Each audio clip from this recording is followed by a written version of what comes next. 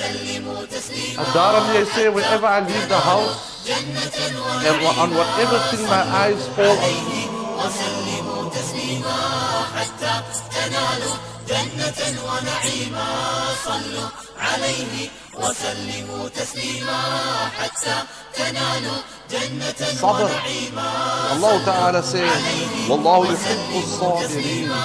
Allah Ta'ala is lief with Adikina. School governing body of South Coast Madrasa.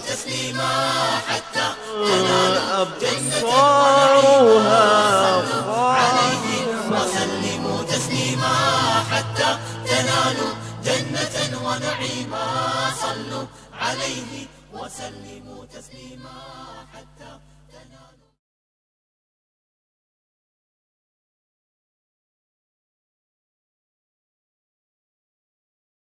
Dr. Buttu is an internationally renowned human rights lawyer, acclaimed academic, and a Palestinian activist. Dr. Buttu was born to Palestinian citizens of Israel who moved to Canada to shield their children from the discrimination that they faced in their homeland, i.e. they were ethnically cleansed from their homeland. So Ms. Buttu was raised as a Canadian, and she can correct me where I'm wrong, but I don't think she really identified as being Palestinian. She was purely Canadian until 1987 when she traveled to Palestine, and this was just days before the first Intifada. Okay, this was a life-changing trip for Ms. Buttu.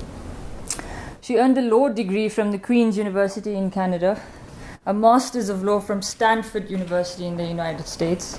Ms. Buttu then moved to Palestine in 2000, and she says this move was motivated by the fact that she loved Palestine but hadn't really contributed to the freedom and liberation of it. Okay, so shortly after her arrival in Palestine, the second Intifada began, and she took a position with the Negotiation Support Unit for the Palestine Liberation Organization. Diana has then since obtained an executive MBA from the Kellogg School of Management at Northwestern University. And also, in addition to her work with the negotiation support units, she has labored extensively to influence the way the situation between Palestine and Israel is depicted in the media. So she's appeared on mainstream media like BBC, CNN, Al Jazeera, and so forth, merely to correct the situation that is portrayed. Ms. Buttu was also involved in the litigation at the International Court of Justice in The Hague, and this resulted in the landmark opinion which cuts through the swathes of the wall, the apartheid wall, which cuts through Palestinian territory in the West Bank. And their landmark opinion was the fact that this wall was declared illegal. All right. So Ms. Buttu is no longer employed by the PLO, but she continues to work for justice for Palestinians. Her work continues through collaboration with the Institute for Middle East Understanding, and Dr. Buttu is a fellow at the Harvard Kennedy School of Government and the Kennedy School of Law. Her trip here will comprise of several speaking engagements at various universities. And without further ado, I think I've said more than I should have already. I'm going to hand you over to Dr. Diana Buttu. Thank you. Thank you very much, Raisa, and thank you to all of the organizers and all of the volunteers. And thank you, Fatma, for a lovely introduction and for inviting me here. I wanted to spend the majority of my talk today speaking about the issue of taking Israel to the International Criminal Court for the various war crimes that it's committed against Palestinians. And before I go about making the case for why we should go to the International Criminal Court, I want to just describe a little bit about what's happened over the course of the past 21 years with this negotiations process. And the reason I want to describe what's happened over 21 years in this process of negotiations is because what I oftentimes hear is that if Palestinians are to go to the International Criminal Court, trying to hold Israel accountable for its various war crimes, that this will then mean the end of the negotiations process or the peace process as it's so declared, and that somehow this is a bad thing. And what I want to spend the majority of my time talking about today is that this isn't actually a bad thing. This is actually a good thing, and that we should be focusing on our efforts on beginning to hold Israel accountable for the various war crimes that it has perpetrated against Palestinians for more than 6 decades. Now, Palestinians entered into the negotiations process back in 1993. Now, for many of you, I know you may not have been alive at that time, but I was. And back in 1993, with this very famous handshake between the PLO chairman Yasser Arafat and the then Israeli Prime Minister Yitzhak Rabin, it launched a series of what everybody thought was going to be a peace process that was going to end the what they call conflict between Israel and the Palestinians. And the theory was that over a period of 5 short years, there would be some pains that the Palestinians would feel over those short 5 years, but that at the end of this 5-year process, Palestinians would eventually be free, and they would have a state of their own. Now, I was one of these individuals who was very much duped into believing that this was going to be the case, that it was simply a question of time before, after a period of negotiations, that there would be a peace process, and after the peace process, there was going to be a Palestinian state, and not just Palestinian state, but freedom for the Palestinians. Now, you should think of the timing. This is around the same timing as your own struggle is happening. And so it was quite natural for Palestinians who've always looked to South Africa and the experience of South Africa to believe that we too were also going to get our freedom. But the reality of what happened was quite the opposite.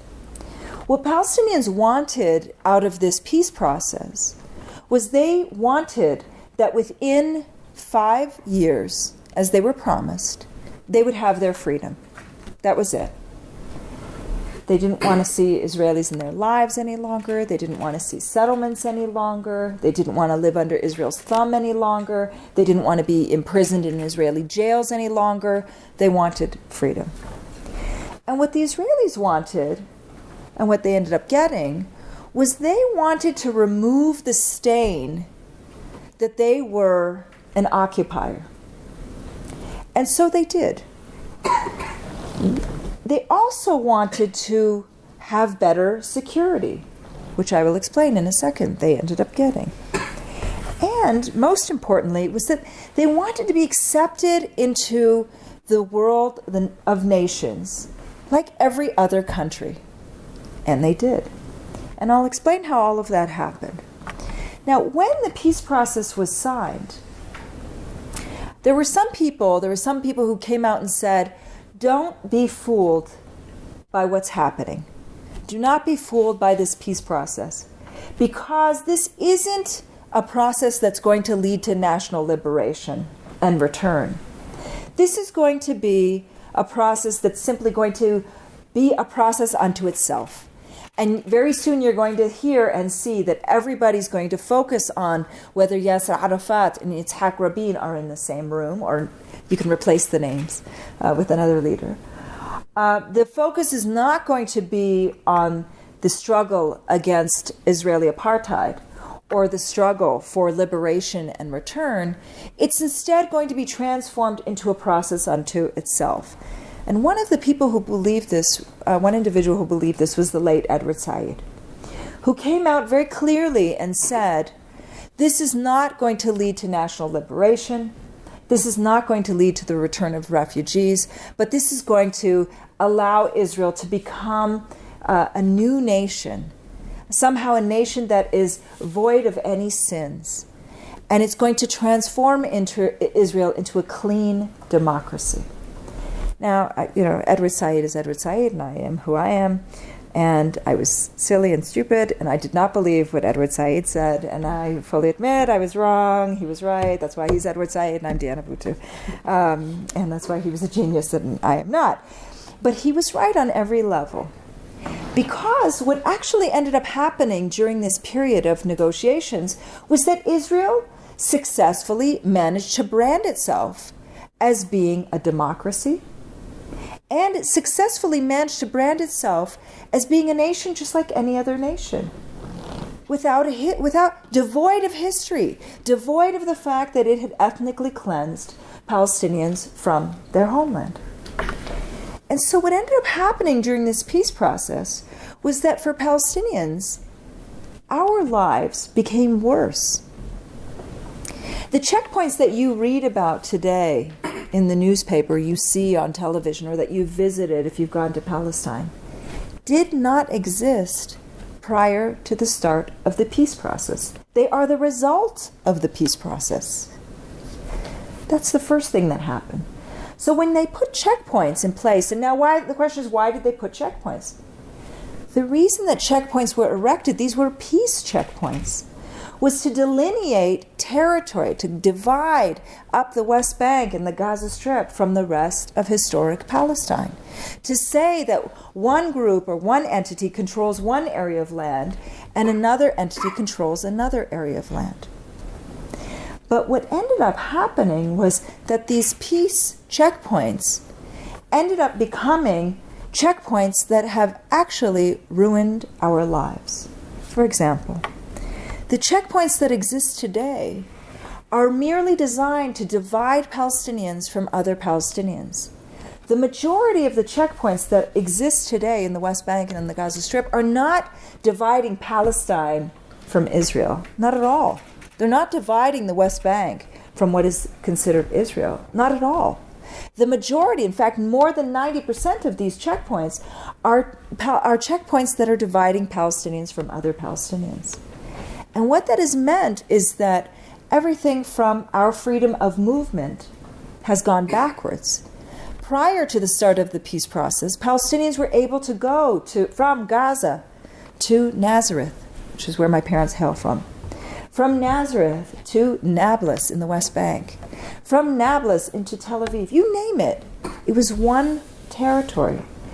After these peace checkpoints, we are now divided into more than 100 cantons, separated from one another, and requiring Israeli permits to be able to go from one Palestinian area to another Palestinian area. So, for example, there are about 25,000 families that are divided between the West Bank and the Gaza Strip, unable to see one another because of these peace checkpoints. Now, we have a very interesting program in Palestine that I hope nobody else in the world has, and it's a television program that's called Across the Divide. And the reason that it's called Across the Divide is because there are families that have been divided now for more than 20 years, unable to see one another.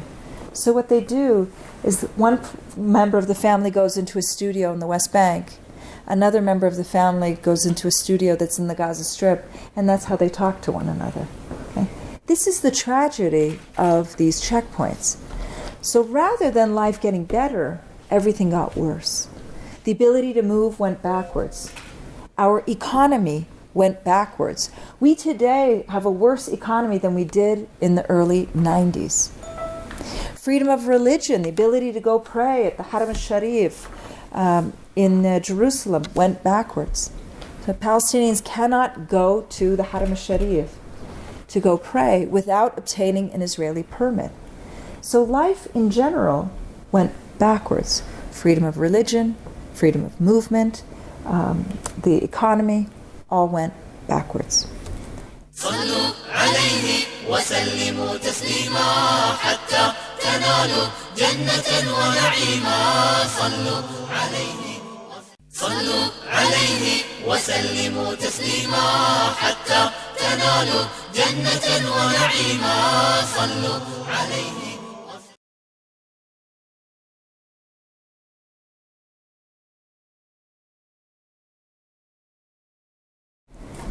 And worse than that, was that the Palestinian life was no longer a simple ability to just live. You now had to, now there were more Palestinians who were living in Israeli prisons than there were before the peace process began. You know, the statistic is that 40% of all Palestinians have at one point in time been in an Israeli jail. If you think about that number and compare it to South Africa, that would mean 4 out of every 10 people in this room would have been in prison. It's the highest rate of incarceration of any people in the world. So freedom of movement goes backwards. Freedom of religion goes backwards. The economy goes backwards. Now, what happened to the Israelis? For the Israelis, life got better, much better. And exactly as Edward Said said, that this was going to be a process of trying to transform Israel into a democracy and transform Israel into a country without a history, without this ethnic cleansing history, was something that he was actually successful and succeeded at doing. As I said, what the Israelis wanted is they wanted to be able to have better security. And sure enough, they did.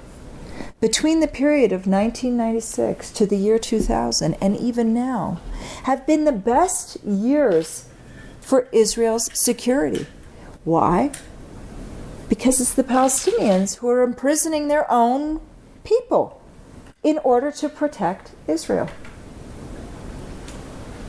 I also said that Israel wanted to become a nation just like any other nation, remove the stain of being a country that is an occupier. And sure enough, it did. 34 separate countries ended up establishing some type of diplomatic relations with Israel because of this peace process. Countries from within the Middle East as well, Morocco to Oman, ended up establishing trade relations as well with Israel. So for Israel, things were getting better, much better. This stain of being an occupier was now removed. Their security was getting better. And the worst part of all of this was that the peace process served as a means for Israel to be able to build and expand Israeli settlements without anybody saying a word. Between the period of the year 1996 to the year 2000, the settler population, now these are all people who are illegally living in the West Bank and at the time in the Gaza Strip, the settler population doubled from 200,000 settlers to 400,000 settlers. And if you look at the numbers today, that number is now triple what it was in the period of 1993. Triple. So the peace process, rather than leading to peace, actually ended up serving as a mask for Israel's colonization. Now, alongside with the building of settlements, there's also the demolition of houses. And this peace process also facilitated Israel's demolition of houses and expropriation of land. So in the sum total, for Israel, things got better. It's no longer an occupier. It no longer has a history of being an ethnic cleanser.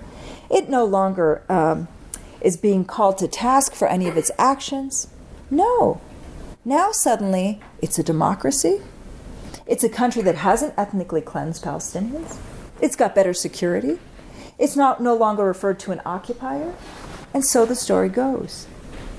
And this is why, to this current day, you will always hear Israeli spokespeople call for one thing, and that is a return to negotiations. You'll hear this time and time again.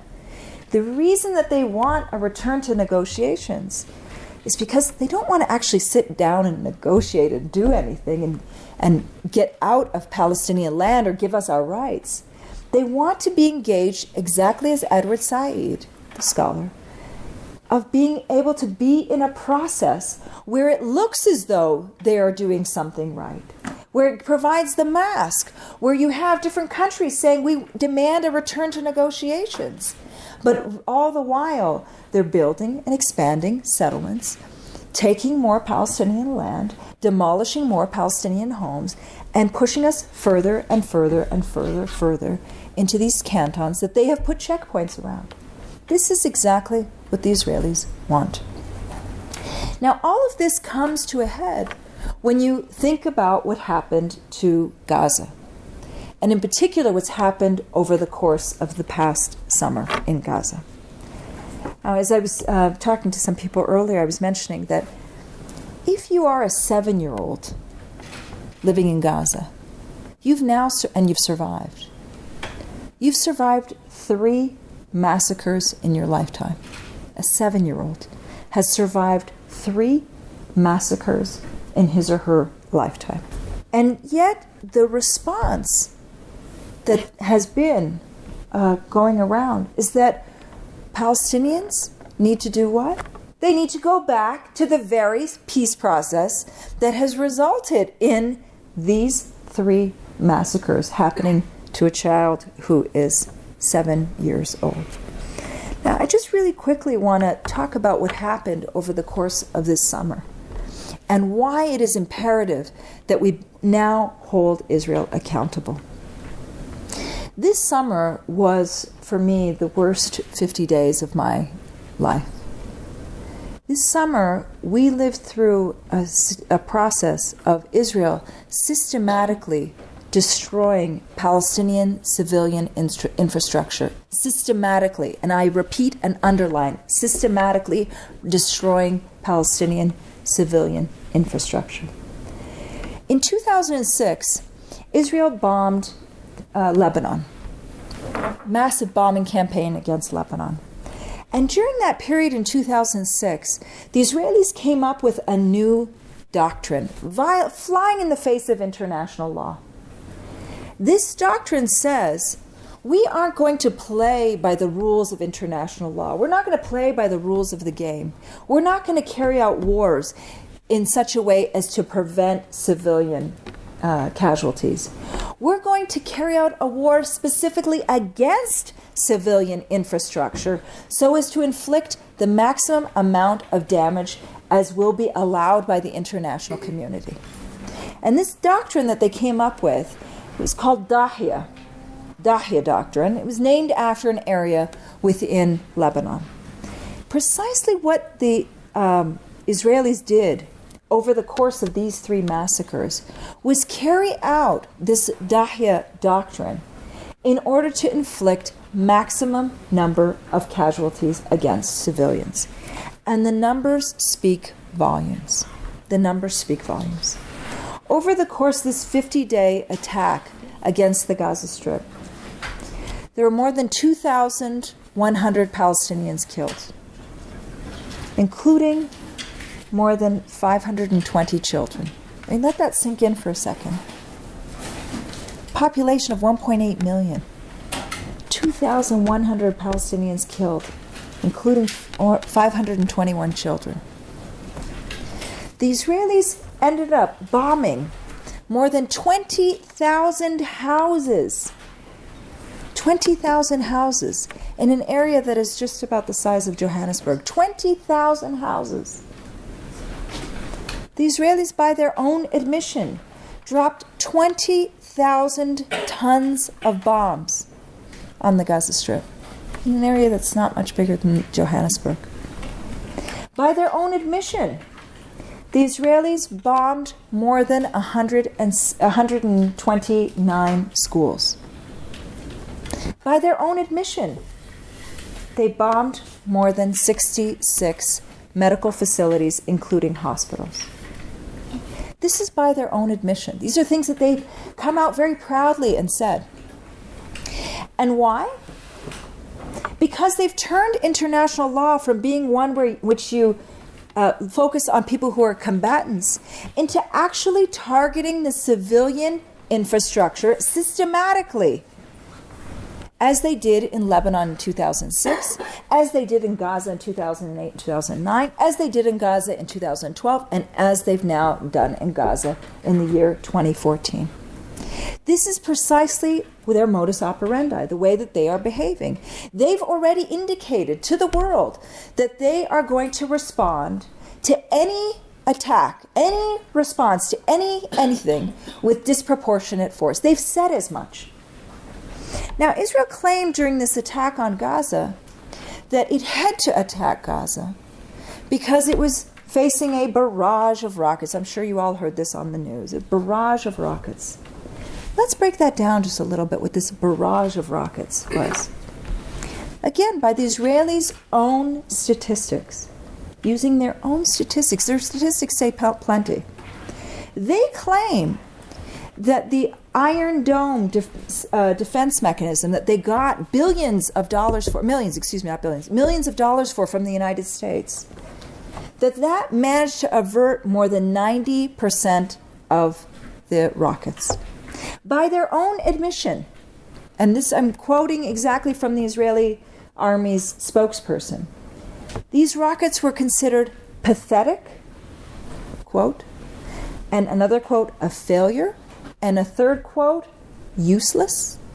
This is by the Israeli Army's own spokesperson. The Israeli Army's own spokesperson said that of those that were not intercepted, the vast majority fell into the sea. By the Israeli Army's own statistics, there were 3 people who were killed by the rockets. This barrage of rockets. 3 people. 2 of them were Palestinian, by the way, which they didn't make. 2 Palestinian, 1 a Thai worker, which of course they didn't make a big deal out of because their non-Jewish life is worth less in their minds. صلوا عليه وسلموا تسليما حتى تنالوا جنة ونعيما صلوا عليه وسلموا تسليما حتى تنالوا جنة ونعيما صلوا عليه وسلموا تسليما حتى تنالوا جنة ونعيما صلوا عليه وسلموا تسليما حتى تنالوا جنة ونعيما صلوا عليه